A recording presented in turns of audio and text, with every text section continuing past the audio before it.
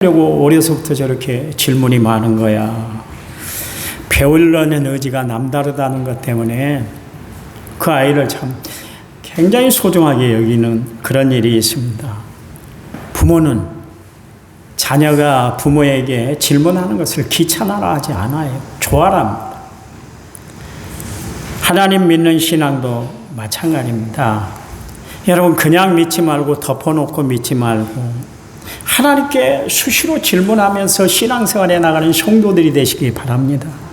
정말 신앙이 깊어지는 것, 예수 그리스도와 친밀한 사람의 특징은 뭐냐면 범사에 하나님께 물어요. 묻는다는 것은 하나님과 대화하는 것이죠. 하나님께 질문을 하면 하나님은 최고의 대답이 오는 줄 믿으시기 바랍니다. 내 삶이 바뀌기도 해요.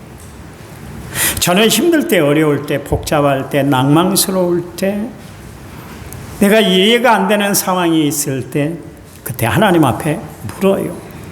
성도들이 아플 때, 성도들이 어려운 공경에 처할 때도 하나님 앞에 물어요. 하나님, 왜 이런 일을 우리 집사님에게 주시는 거예요? 하나님이 함께 하시면 능치 못할 일이 없다고 그랬는데 하나님 그 능력을 베풀어 주세요. 하나님 앞에 늘 그렇게 질문을 하고 묻고 그렇게 저는 하나님 앞에 대화를 합니다. 그러면 하나님은 나에게 다가오셔서요, 저를 이해하도록 하나님이 말씀을 주세요. 그리고 나를 위로하시고 나에게 새 힘을 주시는 하나님을 저는 수시로 경험하며 살아가고 있습니다. 다윗은 늘 하나님과 대화의 창을 열어놓고 살았던 사람이었어요. 그때마다 다윗은 하나님 앞에 자신의 모든 속내를 다 털어놨어요. 아프면 하나님, 내 아프네요. 그랬습니다. 힘들면 하나님, 너무너무 힘들어요. 하나님 앞에 그렇게 호소했어요. 잘못했으면 하나님, 제가 잘못했습니다. 용서해 주세요. 하나님 앞에 용서를 구했습니다. 하나님, 처리해 주시고 해결해 주세요. 내 인생에 가장 어려운 일이 있을 때 하나님은 능히 내 문제를 해결해 주실 줄 믿습니다. 하나님께 요청을 했어요. 여러분, 하나님이 다윗을 좋아라 한 이유가 여러 가지 이유가 있지만 그중에 내 마음에 합한 사람이야, 하나님이 그렇게 말씀하신 배경이 있는데 그건 뭐냐면 다윗이 수시로 하나님을 찾도록 찾았다, 그런 이야기입니다. 하나님께 자기의 모든 것들을 아뢰고 사정과 형편을 주님께 고했던 것이 하나님이 좋아라 했어요. 왜냐하면 다윗이 하나님을 하나님으로 여겼기 때문에. 그리고 세상에서 해결할 수 없는 가장 어려운 문제를 하나님께 맡겼다는 것, 그만큼 하나님을 믿는다는 그 의미가 거기 들어있기 때문에 하나님은 다윗의 그런 행동들을 좋아했다, 그런 이야기입니다. 여러분, 성경에 보세요. 욥이나 예레미야나 하박국은 정말 고통 중에 그들이 있을 때 하나님께 솔직한 질문을 드렸던 사람이었습니다. 이해가 안 되는 상황 속에 오직 믿습니다, 덮어놓고 믿어요, 하나님 그냥 믿을게요, 그렇게 하지는 않았었습니다. 예수님이 부활하시고 그 부활하신 몸으로 제자들에게 보여줬잖아요. 그런데 그 자리에 도마가 없었어요. 그래서 도마가 다른 제자들이 예수님이 부활하셨어, 그런 이야기를 할 때 나는 보지 않았기 때문에 믿지 않을 거야. 만약 예수님이 정말 부활하셨다면 나는 그분을 친히 만져봐야 돼. 그래야 나는 믿을 거야. 그랬어요. 얼마나 믿음 없는 행동이에요. 다 봤다는데 자기만 못 봤다고 하나님 부활하신, 예수님 부활하신 사건을 받아들이질 않았었어요. 그런데요, 예수님 보세요. 도마를 대할 때 그의 믿음 없음을 책망한 것이 아니라 오히려 예수님께서는 그가 이해하도록 부활하신 몸을 그대로 보여줬던 것을 알 수가 있습니다. 못자국과 옆구리의 창자국을 다 만지게 해 주셨어요. 그러시면서 하신 말씀이 너는 보는 거로 믿느냐, 보지 않고 믿는 믿음이 더 크다, 그런 말씀을 하셨던 것을 알 수가 있습니다. 여러분, 우리가 신앙생활하면서 하나님의 말씀이 다 믿어지고 내 신앙에 어려움을 당할 때 그것을 기쁨으로 다 감당하고 이겨낼 수만 있다면 얼마나 좋겠어요. 그런데 내 상식, 내 믿음, 그리고 내 모든 것으로 이해가 되지 않을 때가 있어요. 그때 사람들은 하나님을 향해서 원망하고 시험에 들기도 합니다. 그런데요, 하나님의 사람들은 한결같이 어려운 일이 있을 때, 힘든 일이 있을 때, 복잡한 일이 있을 때, 시험이 들 때, 벅찬 일이 있을 때, 그들은 어떻게 했냐면 하나님의 품 안으로 들어왔어요. 그리고 하나님께 자신의 처한 모든 형편과 사정을 다 아뢰었던 것을 알 수가 있습니다. 오늘 시편은 에스라인 헤만이라는 사람이 지었는데요, 이 책의 표제어를 보면 할랏 르안롯이라고 그렇게 이야기를 하고 있습니다. 질병 혹은 병자를 위한 연주라는 그런 뜻입니다. 그러니까 질병으로 고통의 밤을 지내고 있을 때 그 고통을 만나서 정말 어려움 속에 생활하는 사람들을 위해서 불러준 소망의 찬송시다, 그런 이야기입니다. 여러분 힘들고 어렵잖아요. 내가 육체의 질병으로 고통당하고 있을 때 오늘 시편 말씀, 시편 88편을 여러분 한번 묵상하시기 바랍니다. 그러면 이 말씀을 통해서 여러분이 새 힘을 얻게 될 줄 믿으시기 바랍니다. 이 시의 장르는 탄식시예요. 영혼의 밤을 만나 고통당하는 성도들의 탄식이 이 시 전체의 내용인 것을 알 수가 있습니다. 12절 말씀에 거기 흑암이라고 그랬는데 이것은 고통이고 곤혹스러운 일이고 무지하고 또 사로잡힌 것을 의미를 합니다. 사람들은요, 원치 않은 힘든 일이 벌어졌을 때 그때 낭망하게 돼 있어요. 오늘 1절에도 보면 여호와 내 구원의 하나님이여 내가 주야로 주 앞에 부르짖사오니, 2절에 나의 기도가 주 앞에 이르게 하시며 나의 부르짖음에 주의 귀를 기울여 주소서 그랬어요. 시편 기자는 자신이 감당하기 힘들고 어려운 일을 만나 자신이 헤쳐나갈 수 없다는 것을 알고 하나님 앞에 부르짖는데, 하나님을 찾는데 밤낮으로 하나님 앞에 부르짖고 있다, 그렇게 이야기를 하고 있습니다. 1절 말씀에 부르짖었사오니, 2절 말씀에 부르짖음에, 13절 말씀에 부르짖었사오니 그랬습니다. 그러니까 자신의 마음이 너무나 답답하니까 하나님 앞에 부르짖지 않으면 도저히 살아갈 수가 없는 그런 처지, 그런 환경에 처하게 되었다, 그런 이야기입니다. 여러분, 우리도 살아갈 때 정말 답답한 현실을 만날 때가 분명히 있을 거예요. 내 삶의 터전이 흔들리고 내 감정마저도 흔들리고 내 신앙마저도 그래서 흔들릴 때, 그때 여러분은 어떻게 그 문제를 헤쳐나가시나요? 시편 기자는 그때 하나님을 불렀어요. 다윗도 인생에 가장 어려운 일이 있을 때 누구를 찾았냐면 여호와 하나님을 찾았어요. 여러분 힘들고 어려울 때 우리가 부를 수 있는 이름이 있잖아요. 예수님, 예수님, 예수님을 부르고 살아가는 성도들이 되시기를 간절한 마음으로 부탁을 드립니다. 시편 기자는 에레미야처럼 힘들고 어려운 일, 자기가 헤쳐나갈 수 없는 그런 복잡한 일이 있을 때 하나님 앞에 부르짖었어요. 너는 내게 부르짖으라. 그리하면 내가 알지 못하는 크고 은밀한 일을 보여줄 것이다. 하나님이 예레미야 33장 3절 말씀을 통해서 그렇게 말씀을 하셨는데요. 여러분 정말 힘들고 어려울 때, 고난과 역경에 쌓여 있을 때, 그때 하나님의 이름을 부르는 성도들이 되시기를 간절한 마음으로 부탁을 드립니다. 3절에서 5절 말씀, 무릇 나의 영혼에는 재난이 가득하오며 나의 생명은 수월에 가까웠사오니 나는 무덤에 내려가는 자같이 인정되고 힘없는 용사 같으며 죽은 자 중에 던진 바 되었으며 죽임을 당하여 무덤에 누운 자 같사오니 주께서 그들을 다시 기억하지 아니하시니 그들은 주의 손에서 끊어진 자니이다. 그랬어요. 지금 이 시편의 주인 이 헤만은 정말 그의 절규를 하나님 앞에 아뢰고 있는 것을 알 수가 있습니다. 나는 고난에 휩싸였습니다. 그랬습니다. 개역 개정판 성경에는 내가 재난에 처했습니다. 그렇게 이야기를 하고 있습니다. 그래서 3절 말씀에 내 목숨은 수월의 문턱에 이르렀습니다. 다다랐습니다. 그렇게 이야기를 하고 있어요. 수월이 뭡니까? 지옥을 뜻하는 거예요. 시인은 지금 병 때문에 정말 지옥 같은 삶을 살아가고 있다, 그렇게 이야기를 하고 있는 것을 알 수가 있어요.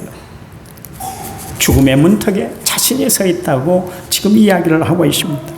사람이 그렇습니다. 병색이 짙어지면 마음의 포기가 찾아오게 돼요. 그래서 절망과 좌절의 틈바구니 속에서 헤어나질 못해요. 몸이 아프다는 것 때문에 마음도 약해지는 것 같아요. 그래서 살 소망을 잃어버려요. 죽어버리고 싶다, 이렇게 살 바에야 살 소망이 나는 하나도 없는 것 같아, 그런 이야기를 하는 분들을 종종 보게 됩니다. 그래서 4절 말씀에 나는 무덤으로 내려가는 사람과 다름이 없으며 기력을 다 잃어버린 사람과 같이 되었습니다, 그렇게 이야기를 하고 있습니다. 시인의 처지는 지금 절망 그 자체다, 그런 이야기예요. 자신의 형편에 대해서 말하는데 거기 보니까 재난, 수월, 무덤, 힘없는 용사, 죽은 자, 심지어 주의 손에서 끊어진 자다, 그렇게 이야기를 하고 있습니다. 그러니까 지금 시편 기자에게는 자신의 아무 소망이 없는 상태다, 그렇게 표현을 하고 있는 것을 알 수가 있어요. 얼마나 힘들었으면, 자신의 처지가 너무나 힘들었기 때문에 하나님, 정말 내가 믿음이 좋다고 지금까지 내가 살아온 것 같지만 그러나 주의 능력의 손길이 다 끊어진 듯 합니다, 그렇게 이야기를 하고 있어요. 지금까지 믿음으로 살아왔던 사람 아닙니까? 그래서 하나님의 일들을 감당하고 앞장서서 주의 일들을 감당해 나갔던 사람이었는데 불구하고 자신의 병세가 갈수록 짙어지니까 하나님께서 나에게 소망을 다 끊어버린 것 같습니다, 그렇게 이야기를 하고 있는 것을 알 수가 있습니다. 그러면서 6절 말씀에서 주께서 나를 깊은 웅덩이와 어둡고 음침한 곳에 두셨습니다. 8절 주께서 내가 아는 자를 내게서 멀리 떠나게 하시고 나를 그들에게 가정한 것이 되게 하였사오니 나는 갇혀서 나갈 수 없게 되었습니다, 그랬어요. 마치 요나가 물고기 뱃속에서 어찌할 바를 모르고 그렇게 당황하고 힘들어하고 복잡해했던 것처럼 마찬가지로 시편 기자도 그렇다, 그런 이야기입니다. 괴롭게 하였다 이야기는 누르다, 압박하다, 그런 뜻입니다.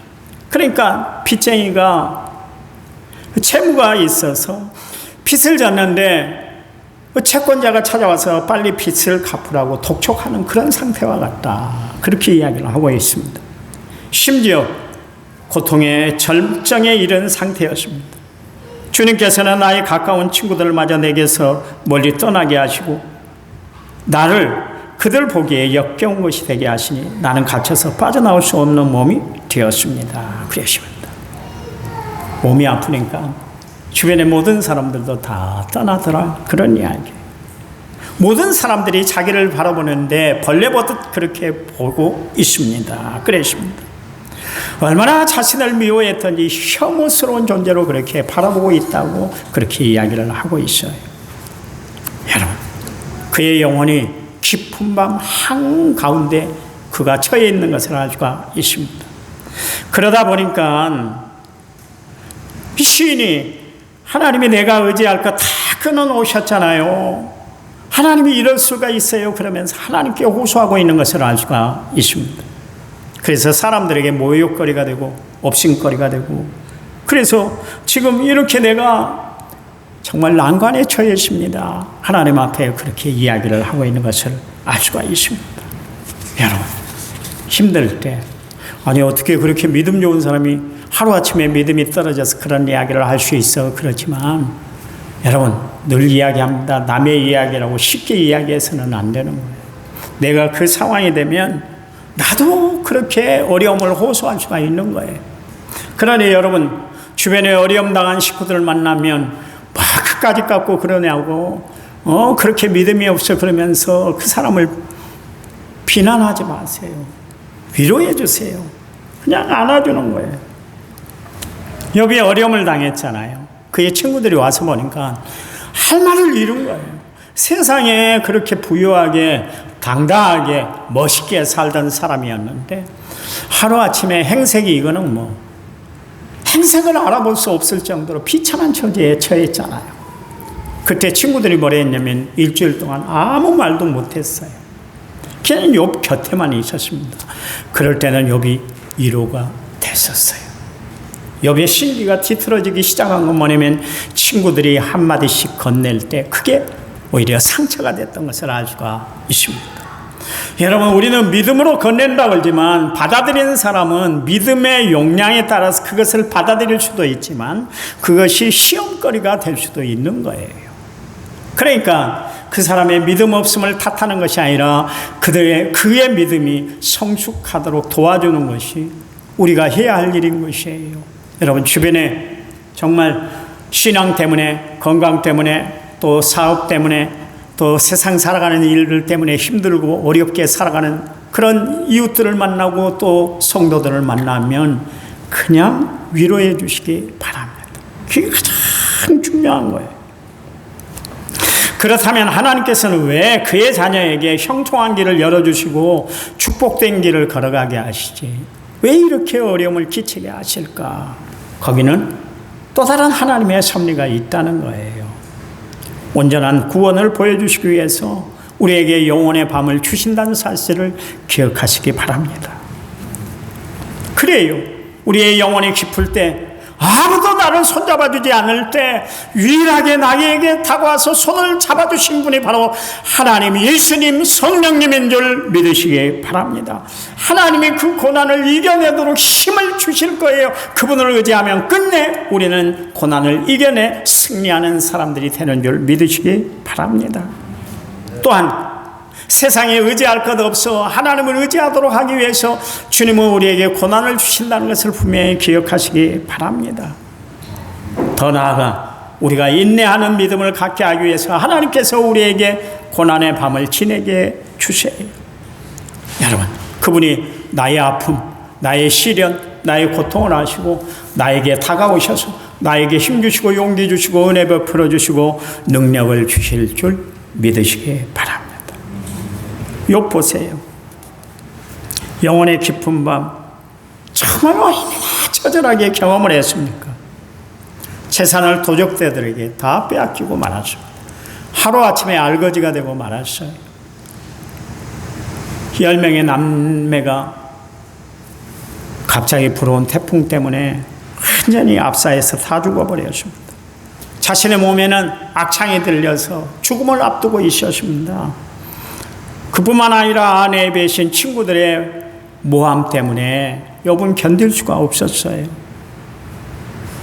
명예와 명성은 곤두박질 치었고 길가에 아이들이 지나가면서 욥에게 재를 뿌리면서 가라 가라 그렇게 했어요. 살아날 희망과 소망이 다 끊어진 상태였습니다. 그때 그 하나님 어두운 가운데 그가 하나님을 찾았잖아요. 그런데 욥이 이런 고백을 했습니다. 내가 앞으로 가도 그가 안에 계시고 뒤로 가도 보이지 아니하며 그가 왼쪽에서 일하시나 내가 만날 수 없고 그가 오른쪽으로 돌이키시나 배울 수 없구나 그랬습니다. 하나님이 안 계신 것 같았어요. 가장 힘들고 어려울 때 자기 혼자만 버티는 줄 알았어요. 하나님은 자신의 손을 붙잡아 주시지 않은 줄 알았었어요. 그런데 그가 욥기 42장 6절 말씀에 그러므로 내가 스스로 거두어 드리고 티끌과 재 가운데 회개합니다 그랬어요. 왜요? 하나님은 욥이 가장 힘들고 어려워할 때 하나님은 그와 함께 하셨다는 것을 알았기 때문에 그제서야 하나님 나는 회개합니다. 주님 앞에 내가 함부로 말했던 것까지 다 회개합니다 그랬어요.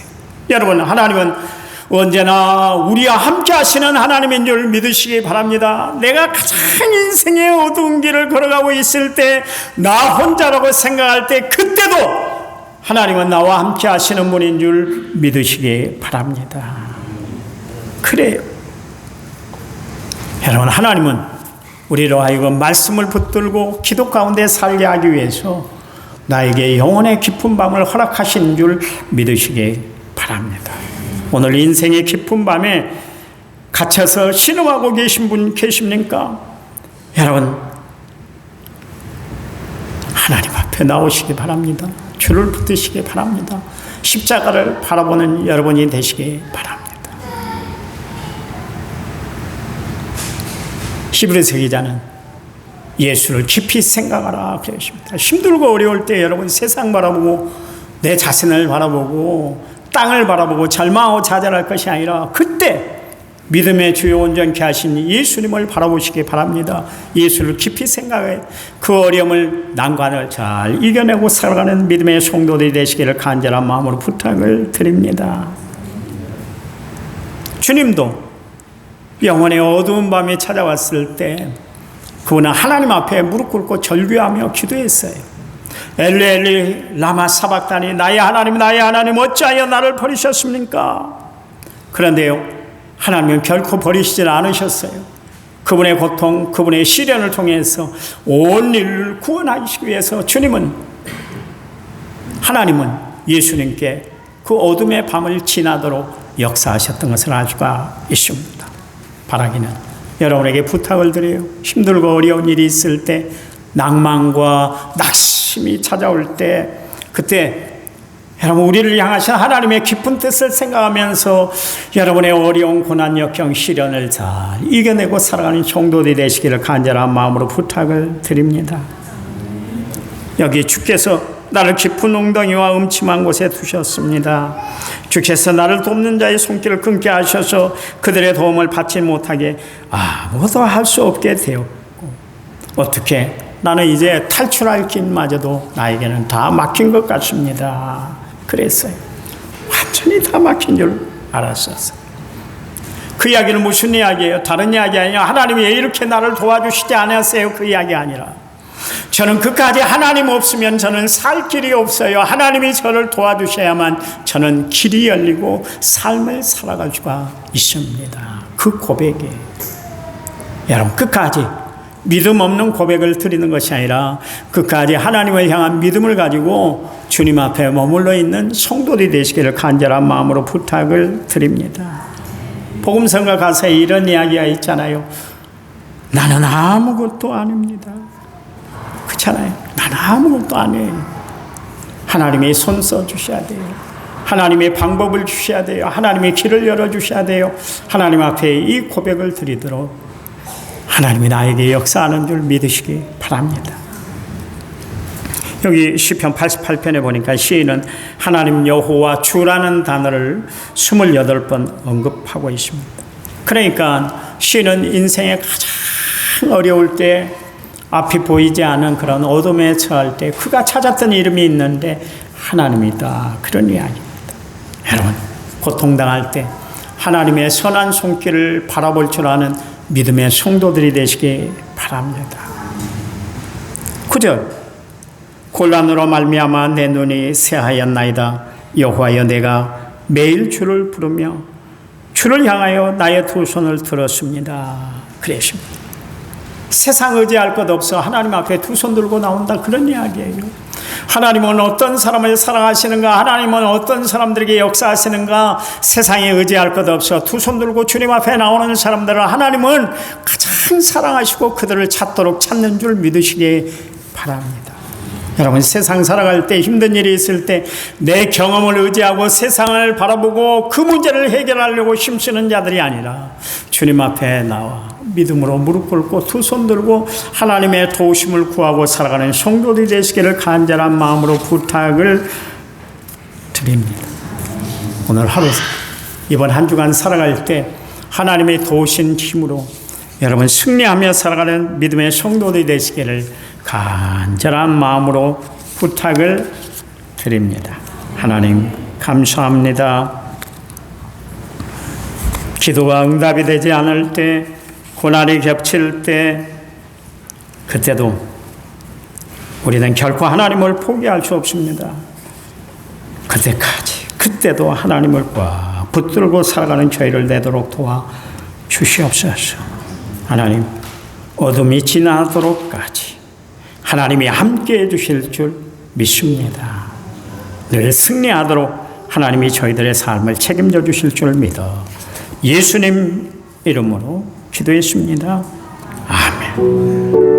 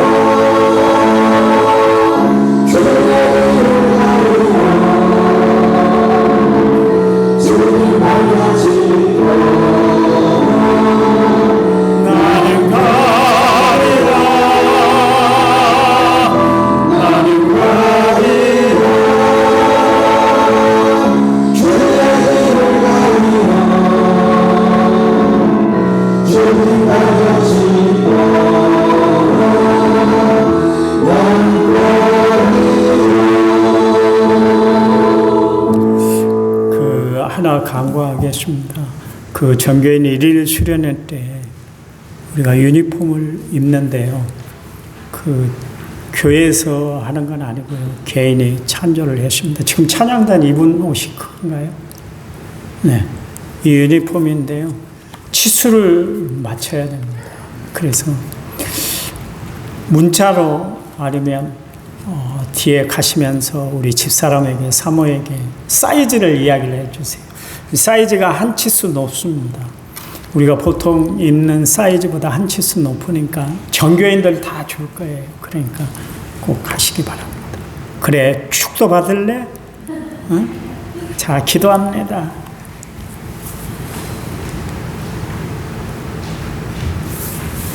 이제는 길이요 진리요 생명 되신 우리 주 예수 그리스도의 은혜와 하나님 아버지의 지극하신 사랑과 성령님 위로교통 은혜 충만한 역사가 오늘 말씀을 받은 모든 성도들을 위해 이제부터 영원토록 함께 하시기를 간절히 축원하옵나이다.